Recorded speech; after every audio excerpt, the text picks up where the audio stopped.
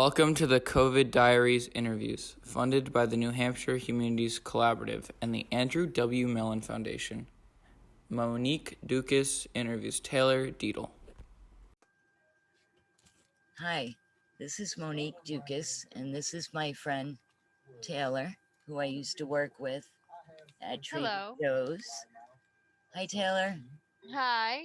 And Taylor is a new mom, and I wanted to get her story about her experience right now through COVID. So I figured we'd start at the beginning, right? Like, when did you find out you were pregnant originally? I found out, I think it was around April 20th. It may have been a little sooner than that, but it was, it was around there. Springtime. Yeah. And it was right pretty much when everything was really crazy because of the not even a month before, right? We all found out we had to hurry up and shop, and everybody did that panic shopping. What did that feel like when you found out then? Because everybody was so scared. It was so brand new. I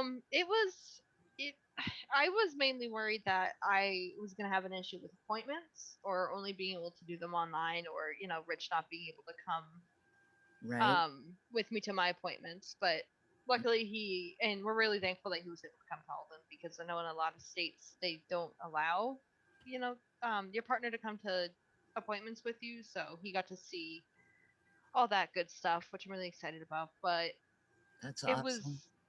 It was hard because I wasn't sure what to expect. It was less of I was worried in the moment, but more of the future and not knowing how it was going to affect the pregnancy, because it was so early on, I didn't know how it was going to go in the first place. And then, with all those worries that you already have in pregnancy, it's like, how is this going to affect me and the baby long term, because there wasn't that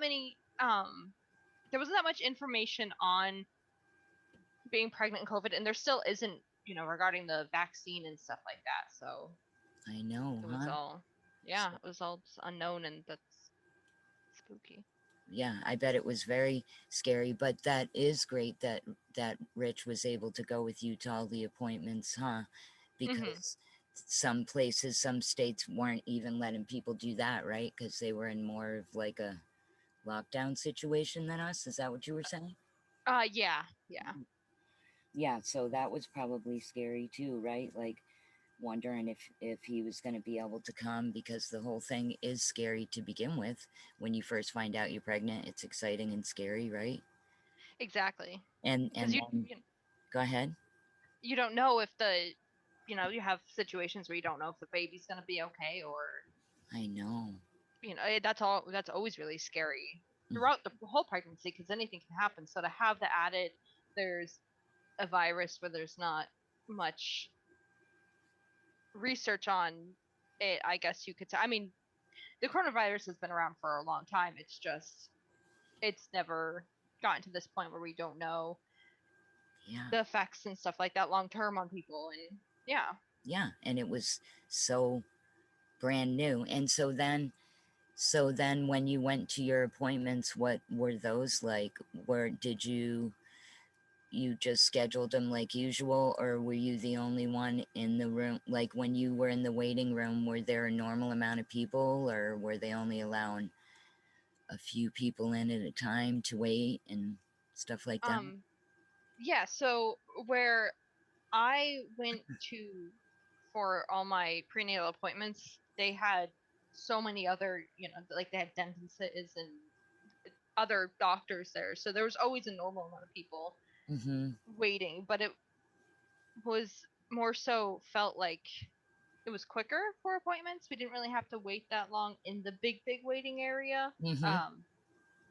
And they did check your temperature at the door, and now they finally made it so you had to put a new mask on when you get there, which is awesome. I think they should have done that from the beginning just to make sure. And then it shows people like, this is like, you do have to wear a mask. You can't just come in and it's an excuse that you don't have one. So, but in the beginning though, Taylor, they weren't doing masks, just like everybody else wasn't, right? I wore masks in the beginning. Some of the doctors did, But then, So once the governor made it a mandate, then were they enforcing it too? Were they able to enforce it? yeah, I think they did really well in making sure everyone was sanitizing on top of that, which is also really good to be doing. Mm-hmm. But I mean, if people did you see any people come in without masks that they asked to put them on? Yes, I've seen that a couple times. Yeah, for Mm-hmm. sure. Because a lot of places like don't enforce it. Like they have the sign on the door, but they won't go up and ask Yeah, somebody to put it on. So that's nice. That probably made you feel a little better once they started doing that, right? exactly. Yeah, I do have to agree with that. Mm-hmm. And so, so at first your appointments were um, Sorry. every month, and then they went to every 2 weeks. Yeah, so I did at the first trimester, I only had one or two, and then second, there were, like you said, every month. Then once I hit 36 weeks, we were going weekly, which was rough because I don't like going to appointments. So to do it every single week and it almost feeling like a habit Mm-hmm. In of COVID having to, times. yeah, yeah, exactly. Yeah, huh? And okay, so then yeah, I mean now it's like, and did you go all the way to the 40 weeks? You did, I think, didn't you? No, I didn't. I was due on Christmas and I had them on the December 15th. So So I was only 38-ish weeks. right, that's pretty good though, huh? So what was that like when you first started thinking you were in labor? Like I'm pretty sure every woman at least gets sent home once or twice, pretty much with every pregnancy Oh, yeah. when they go to the hospital. But Yeah. were they, because that was around Christmas time and because it started to get, worse and worse, were they more strict like by the time it was time for you to go to the hospital, or was it pretty much the same, just everybody's wearing their masks and they're having the stickers on the floor and all that? It was uh, pretty much the same. The hospital I went to was very good about it. So That's good. they weren't, yeah, I went to Wentworth. They Mm, did a phenomenal job with it, making sure that you had a new mask when you went in, you were sanitized, everyone was, away from each other. They're very helpful with it too, and making sure that everybody was following the protocol with it. right, so Yeah. that was good, right? Yeah. So you went, and what happened? They said false alarm, go home, you're not ready Pretty yet. much, yeah. Yeah. Not dilated enough, but and then um and then the next day came. yeah, and then the next day came and I was bouncing on my yoga ball and my water broke, and which is something that I wish would have happened because I wanted to experience that. Mm-hmm. I feel like a lot of women do get induced or they don't Yeah, or get they to have to break it for you. Mm-hmm. exactly. So as a first time mom to be able to experience a situation that didn't really seem likely was awesome. Yeah, that was pretty neat, huh? What that was crazy, right? Yeah, I at first I thought, you there's no way this is it. I must have just gone to the bathroom with my parents and right? not have realized it, and then it just, it went from there. And then did the pains get real bad after that? Yeah, so it hurt quite a bit, the previous days, and then Mm-hmm. Because but then that's what brought you to the hospital, right? and then after the water broke and it started Mm-hmm. really hurting. So I was progressing Mm-hmm. really quickly as well. Yeah, which is So great, but not easy. I feel for you there. nope. And so, but what was it like once you're up in the room and you're in active labor, and it's, well, I guess always when you have a baby, even before COVID, they're always wearing masks up there and having hmm full garb on and everything. But you had the baby naturally, did you? um Meaning vaginally, so you didn't have to get a C-section or anything? Yep, I didn't have to have a C-section. That's great. hmm It. And go Sorry, ahead. go ahead. No, you go ahead. I want to hear what you're gonna say. It was crazy, definitely. I wanted to go longer without the epidural, and that Hmm. didn't happen. So that was. that was interesting, but I'm very thankful that Yeah, do you feel it like it worked? It's hard, right? Because you feel like you want to try and do it without anything, and then you're like, why do I have to? They can help me, so exactly, yeah, it worked really well. The anesthesiologist good. did fantastic. I was very impressed. That's great. Hmm. Did your back hurt after? Um, Was your no, back sore from just from having that? no. Honestly, I didn't feel That's any pain. good. It kind of grossed me out though, because they put a tube in you, but Yeah, they it's put a a tube little in your back, so that's kind of gross. But good thing they have a steady hand, right? yeah, exactly. I think, do you think that was maybe the scariest part of the epidural is, because it is dangerous and they're going in your spine? I think so. Yeah, Hmm. I was more afraid of getting the needle, and then rather than like the whole COVID in the hospital and Hmm. having to push a baby out, I was just thinking that that epidural was even the IV. Yeah, And yeah. yeah, but it's incredible what the human body can do, isn't it? Oh yeah. Uh-huh. And and so once you had our little guy, then um were you allowed to have him in the room with you and everything? Yeah, so I just had to make sure I wore a mask during labor, like during everything. I wore a mask.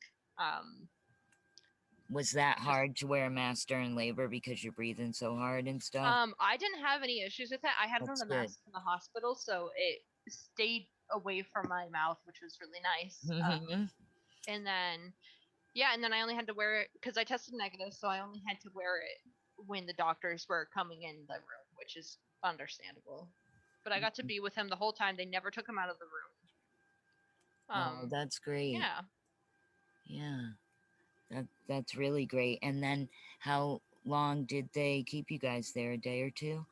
Just a, I think it was a dad meal. I don't remember. I got like no I sleep, think but I it's think only yeah, you we were poor only thing, huh? there You for haven't like, even yeah, having no sleep. Can't remember yeah. anything. Yeah, I think we only stayed a day and a Yeah. half because Yeah, that makes just want sense. to get I out think of they there. do only keep you for a day. They really don't, as long as everything's fine, they just pretty much send you right home. Did you Yeah. have to put him in a sunlit window at all, like you have to do a lot of times with babies? Oh, had the jaundice. Yeah. His wasn't too bad. His got worse as he got home, but never had to really worry about. We just had to make sure the windows were open in the house, and that Mm-hmm. we were pretty good. Yeah, I think it's just one of those really common things that they kind of don't tell you that just like happens to every baby, I feel like. Yeah, you think your baby's tan, and I know. then Yeah, nope. you think your baby has a nice little tan. Yeah. Yeah. Well, it sounds like, I mean, even as horrible as COVID is, that like you had really good care throughout from your obstetrics to Wentworth Douglas, and they are a great hospital, aren't they? Yeah, yeah, I was definitely well taken care of. It was, yeah, especially during a pandemic. You would think that they would have to lack in some things because they're either busy or Mm-hmm. because of being a pandemic, but as long as you test negative, you don't really have to do anything different at all besides have Okay. a mask on. So Um, that's a good point that you just made me think of then. So how much did you have to get tested throughout your pregnancy? A lot? Not a lot. It was more so because of the people around me. If I were have to get tested, it wasn't Right, so because I thought, yeah, because Rich works in a grocery store and yeah, yeah. exactly. And Um, then, go yeah, ahead. I'm sorry. uh, I worked at multiple different, not at multiple different places. I worked in different stores of the same Yeah, that's company, right. and I definitely, that was difficult because Yeah. there were times where people weren't wearing their mask, and you couldn't force people to wear their mask because Hmm. nothing was told to us that we require. You know what I mean? Hmm. So Yeah, that makes it hard, doesn't it? When it says masks are required and everybody's trying to keep other people safe. Excuse me. It's not even always just about you. It's about somebody else who could get really sick and exactly. and and and people just don't want to do it, huh? Nope. And they I say, they know. have asthma, so they can't wear a mask. And it's like, Hmm. then you can get really sick. You should be wearing a mask. Yeah, that's like another reason. I think what I don't get is um how it's like no shoes, no shirt, no service, but it's not no mask, no service. It's the same thing, and Yeah. I guess it's not treated the same. I don't know. Yeah. I'm very thankful that I'm not in a state where it is worse. It's not good, but it's not as bad as some Yeah. states, which I'm really thankful for, especially now having a newborn that, Mm-hmm. you know. I think you're right about that. I think we are doing pretty good, especially when you think about other states and what they're looking like right now, and hopefully vaccines soon, right? Yeah. Would you get vaccinated once, if you ever get in the category where you can be vaccinated? Yeah, I think so. I think everyone should. I think it should be treated like the flu shot, where it's something that, you know, That pretty much everybody gets, right? yeah, and everybody should get. Yeah, But yeah. yeah, Well, thank you, Taylor. Thank yeah, you of course. for taking the time out and doing this for our COVID Diaries project. And it's going to be on February 26th in an online symposium.